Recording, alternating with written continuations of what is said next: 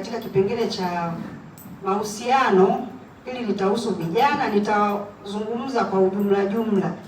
Mahusiano itahusu vijana, lakini malezi ya watoto yatahusu mzazi na mtoto, lakini pia kingine ni magonjwa mbalimbali, magonjwa sugu mbalimbali tagusia kidogo, na pia nitazungumzia kingine ni msongo wa mawazo. Nikianza na msongo wa mawazo.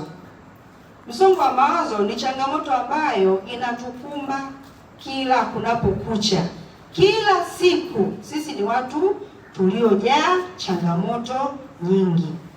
Sasa msongo wa mawazo unakufanya wewe ushindwe kufanya mambo yako kwa usahihi, kwa sababu akili au ubongo unakuwa haupo katika hali ya utulivu. Msongo wa mawazo ukiendelea, kama usipoweza kusawazisha, maana yake unakwenda kupelekea kwenye kitu kinaitwa sonona. Sonona kwa lugha nyingine inaitwa depression, ambapo sasa tayari afya ya akili inakuwa sio bora kabisa. Wengine wanasema unapata magonjwa ya afya ya akili. Unapata magonjwa ya afya ya akili. Mfano, unaweza kukuta mtu anaongea peke yake, unaweza kukuta mtu anashindwa kufanya mambo yake, anakaa anajifungia mahali tu, anakaa kimya. Unakuta mtu anashindwa kula vizuri, yani hamu ya kula haipo, au unakula kupita kiasi. Unaweza ukajikuta upate usingizi, unakaa macho muda wote. Basi hayo yote yanapotokea, unatakiwa kwanza kabisa upate utulivu wa kutafakari, kuona kwamba nini kimenifanya mimi nikawa na hali hii nilionayo. Wakati mwingine unapitia mambo magumu, ila unashindwa ukaliseme wapi. Utafanyaje ili uweze kupona? Utafanyaje ili uweze kupata unafuu, rudi katika hali yako ya awali? Kwa hiyo sasa wataalamu wanatuambia una uwezo wa kuwa sawa ikiwa utataka kupata msaada. Wengine tukishakuwa na changamoto tunanyamaza nayo kimya. Unasema siwezi kumweleza mtu jambo langu. Lakini kumbe ungeweza kueleza, ungeweza kupata msaada na ukakaa sawa. Sasa mara nyingi tunasema hivi, sawa, ninakwenda kupata msaada. Huu msaada nautoa kwa nani? Mimi nimepata shida, alafu shida yangu hii kwangu naiona ni siri, sihitaji mtu mwingine ajue. Sasa ikiwa nitamwambia mtu, tayari siri yangu itakuwa imevuja, tayari litafahamika. Sasa ushauri mzuri ni kwamba unapaswa uangalie ni nani unayekwenda kumwomba msaada huo. Ni nani unayekwenda kumwomba akusaidie kutatua changamoto yako. Ikiwa changamoto unapoipata ina namna mbili tu, haina namna zaidi. Kuna namna ya kwanza, uitatue hiyo changamoto uliyoipata kama inatatulika. Na ikiwa haitatuliki, uiishi kama sehemu ya maisha yako. Sasa tunaweza tukaangalia kwamba ni changamoto zipi zinazotupatia msongo wa mawazo, alafu hatuwezi kuzitatua sisi wenyewe. Naweza nikawapa mfano changamoto ambazo hazitatuliki.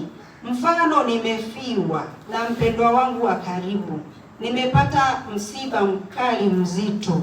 Pale siwezi kuitatua hiyo changamoto kamwe, kwa sababu sina uwezo wa kumrudisha yule mtu aliyokufa.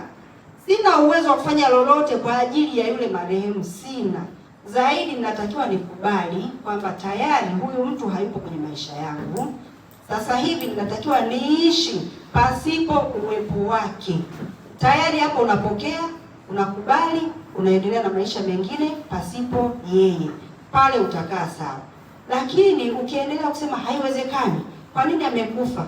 Huyu labda kuna kitu, kwa sababu imekuwa ni ghafla, kwa sababu imekuwa ni hivi. Hayo sasa ndio yatakupa shida kichwani, hutakaa sawa. Matokeo yake unajikuta umeingia kwenye shida ya afya ya akili. Unaanza kujifungia, hutaki kuongea na watu, unaanza kujichimbia mahali, hutaki watu wakuone. Wakija kukuona unasema sitaki, au unaanza kutengeneza mazingira kwamba huyu ndugu yangu amefanywa jambo fulani na mtu fulani. Unaanza kutengeneza chuki na watu kwa sababu wamemuua ndugu yako. Lakini tukumbuke mwenye mamlaka ya kuondoa uhai wa mtu duniani, kwa sababu hesabu yako inakuwa imetimia, ni Mungu peke yake. Mungu ndiye mwenye uwezo wa kuamuru kwamba sasa hesabu yako imetimia, unatakiwa upumzike, hautokuwepo tena duniani kwa sababu hesabu yako imetimia. Kama lile fungu linavyosema siku za mwanadamu aliyezaliwa na mwanamke, siku zake za kuishi ni chache, si nyingi, zimejaa shida, taabu na nini na nini. Kwa hiyo inapotokea zimetimia zile siku ambazo Mungu alikupangia, utalazimika kuondoka kwa namna yoyote ile. Umeugua, umepata ajali ghafla, umepata stroke ukadondoka ukafa, lakini hiyo yote ni namna ambayo Mungu ameamua wewe uondoke, lakini kwa kupitia nini? Hesabu yake ile imetimia, sasa unaondoka. Kwa hiyo ili kuepusha misongo ya mawazo, pokea, kubali kwamba hili limetokea, sina namna. Sio kifo tu. Tunaweza tukachukulia mfano mwingine, magonjwa sugu. Kuna kisukari, kuna pressure, kuna HIV, kuna kansa na mengineyo, ambayo mtu akishapata ule ugonjwa unakuta anapata wakati mgumu sana, kwamba haiwezekani, mimi na huu mwili nilionao mdogo, sio mwili mkubwa, pressure imetoka wapi? Sukari imetoka wapi? Kuna namna nyingi za kupata magonjwa haya. Magonjwa yanapatikana kwa namna mbalimbali, yawezekana kurithi, yawezekana kwenye mazingira, namna gani staili yako ya kuishi iko, basi unaweza kupata ugonjwa kama huo. Sasa nini kifanyike? Pokea kwamba tayari inaonekana na huu ugonjwa. Usiseme huu ugonjwa sio wa kwangu. Sema ndio, nimeonekana nina huu ugonjwa, lakini namna gani nifanye ili niweze kukaa sawa? Namna gani nifanye ili niweze kuishi? Kwa hiyo hizi ndio changamoto mbili ambazo tunazitolea mfano kama changamoto zisizoweza kutatulika. Lakini changamoto zinazotatulika hizo ni nyingi za kawaida. Yaani ukiona tu kwamba labda leo sina pesa, sasa sijui nafanyaje, tafuta namna sahihi ya kwenda kupata hiyo pesa. Aidha kafanye kazi mahali ili uweze kupata kipato chako. Wakati mwingine biashara zako haziendi. Unaziendesha kwa namna gani? Kwa hiyo unatakiwa upate utulivu ili ujifunze, ukumbuke kwamba ni wapi ninapokosea mpaka biashara zangu haziendi, ili ziweze kwenda vizuri. Mfano naweza nikachukulia mimi ninauza matunda pale njiani, lakini wateja wanapokuja wakiuliza tunda bei gani, najibu ninavyotaka mimi. Naomba unipunguzie bei. Haiwezekani, mimi nimenunua bei kubwa unaniletea mambo yako hapa. Kwa hiyo pale yule mtu ataondoka kwa unyonge kabisa kwamba yaani yule ukimgusa kwenye biashara yake ni mkali. Kwa hiyo sasa tunajifunza kitu kwamba ni namna gani unaweza ukatengeneza ile biashara yako ikaenda vizuri. Tumia lugha nzuri kwa wateja, tumia maneno yenye kuvutia, tumia busara zako zote. Zungumza na mteja wako vizuri. Mteja ni mfalme. Biashara yako itakaa vizuri, utashangani, mbona leo nauza sana? Mbona leo nauza sana? Fuatilia uone anafanya nini. Sio kwenda kule pembeni kuna kitu anafanya ndio maana anauza sana. Hapana. Kauli yako itakufanya utengeneze kipato kilicho halali. Na zipo changamoto nyingi ambazo unaweza ukazitatua. Mfano kwenye familia, kuna ugomvi, mnagombana, naweza mkakaa mkazungumza kwa usahihi na ule ugomvi kufanya nini? Maisha. Na mambo mengine mengi, mfano watoto shule, mtoto anashindwa kufanya vizuri shuleni, unaweza ukatafuta sababu kwa nini mtoto hafanyi vizuri shuleni. Kama sio wewe mzazi, basi shirikiana na mwalimu. Shida ya mtoto ni nini? Wakati mwingine mtoto huyu shida yake ipo kwenye nini? Hapa ni mdogo lakini ana changamoto. Tunafuatilia historia kwamba nini kimefanya mtoto anakuwa mzito katika kuelewa darasani. Unatatua ile changamoto. Kama labda darasa ni kubwa mno, watoto ni wengi, anakuwa peke yake, unatafuta namna ya kumweka peke yake ili afundishwe akiwa mwenyewe. Mwisho wa siku anafanya nini? Anatatuliwa changamoto yake ya kushindwa kuelewa, akawa anaelewa vizuri darasani. Lakini tunakata tamaa sana kwamba haiwezekani. Huyu mtoto huyu bwana akili yake yani sio upoje. Sijui nifanye nini? Hapana, usifike huko. Tafuta suluhu ikiwa inawezekana. Na tukiangalia jambo lingine, tukiingia kwenye hiyo swala la msongo wa mawazo limeisha. Ninakwenda kwenye swala la mahusiano kwa vijana. Mahusiano yanaweza kama vijana au hata watu wengine. Unahusiana namna gani na watu wengine? Unaishije na wenzako? Unashirikianaje? Hayo ndio mahusiano. Namna gani unapohusiana na watu? Sasa tukienda kwenye mahusiano, kama ninavyomaanisha, vijana unapaswa kutafakari mara mbili kwamba ninataka kutengeneza mahusiano, ninahusiana na nani, na huyu ninayetaka kuhusiana naye ni wa aina gani? Umemchunguza vya kutosha ukaona anafaa kuhusiana na wewe?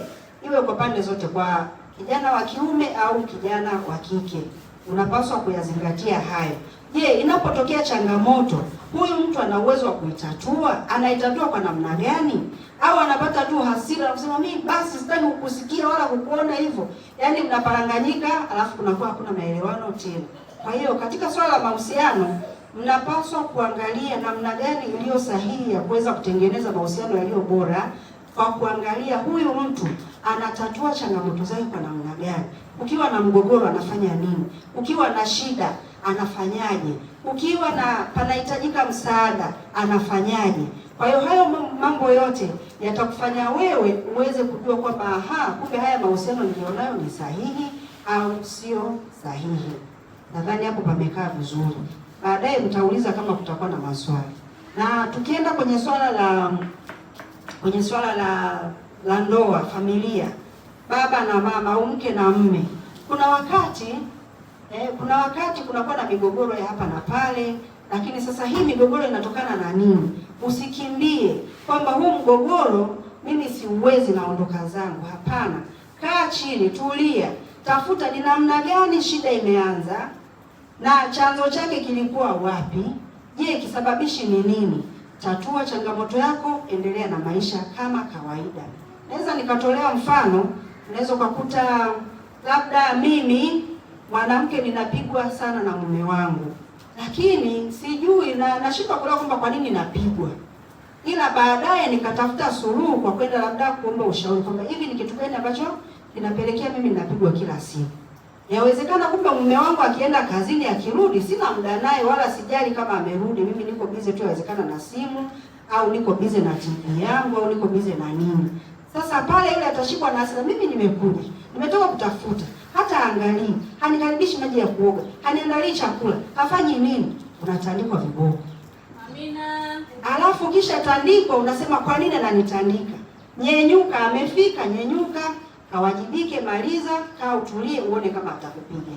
Nina imani huwezi kupiga. Au ana labda bahati mbaya, anaweza nikasema hivyo, bahati mbaya mume wako ni mnywaji mzuri wa pombe, anaenda amelewa, akija sana leo, akija sifungui mlango, alale huko huko alikokuwa. Sasa ukishasema alale huko huko alikokuwa, basi yeye akija ataomba mafulani, fungua mlango, sifungui leo, lale huko kumezidi, sio nini. Hayo maneno yanamkera, yakimkera ukifungua tu umeshikwa, kipigo unacho. Sasa nenda kafungue mlango taratibu, karibu mume wangu, pole, naona leo umezidisha kinywaji chako, karibu ndani. Ataingia ndani, atapewa chakula, atapewa maji ya kuoga, ataenda kulala, uone kama atakupiga. Na mengine mengi fanya kwa usahihi, uone kama utaadhibiwa. Vile vile kwa wababa, semei wa mama tu, hata kwa wababa, wewe unaondoka, unaenda huko kutafuta, unasema, lakini ukirudi huna chochote, unatu mikono mitupu. Mama anakuomba, baba sasa leo tunafanya sasa, mimi mwenyewe sijui, utajua mwenyewe. Sasa hapo unakuwa utendi haki.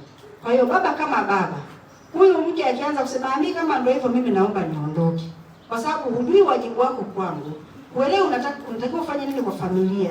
Wewe ukiondoka, umeondoka, umeenda.